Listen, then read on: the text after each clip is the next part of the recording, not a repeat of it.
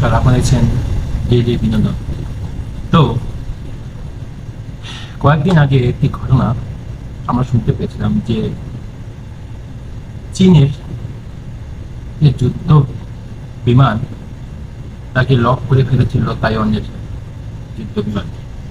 তারই ঠিক পাল্টাপাল্টি চীনার জেটকেও রেডার লক করে ফেললো তাইওয়ানের হাইপার যুদ্ধ বিমান। আতঙ্কে ময়দান ছেড়ে পালিয়ে বাঁচল ড্রাগন। আসলে কি হয়েছে জানার চেষ্টা করি। তাইওয়ানকে ঘিরে সামরিক মহড়ার সময় চীনের লড়াকু জেটের উপর পাল্টা নিশানা লাগালো বিমান বাহিনী, ফলে ঘটনাস্থলে ছেড়ে পালাতে বাধ্য হয় ওই যুদ্ধ বিমান। এর জেরে বেজিং এ সামরিক শক্তি নিয়ে উঠে গিয়েছে একাধিক প্রশ্ন। এ যেমন চমকাতে গিয়ে নিজেই চমকে যাওয়ার মতো অবস্থা। বেগতিক বুঝে লেজ গুটিয়ে চম্পট। তাইওয়ান তথা সাবেক কর্মজা দ্বীপকে চক্ষু বিক্ষোভ ঘেরার সময় চরম বেজ্জতির মুখে পড়ল গণপ্রজাতান্ত্রিক চীন।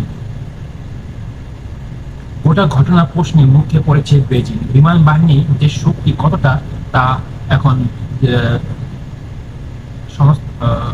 গোটা বিশ্ব জানতে পারছে। তার পাশাপাশি প্রশান্ত মহাসাগরে দ্বীপ রাষ্ট্রটিকে ড্রাগনের পক্ষে কবজা করা যে একেবারেই সহজ নয় মানছেন সাবেক সেনাকর্তা থেকে শুরু করে প্রতিরক্ষা বিশেষজ্ঞের একাংশ। এই হচ্ছে চীনের শক্তি। আরো যে কি করবে বা আরো কি যে ঘটবে তা আমরা দেখার বাকি।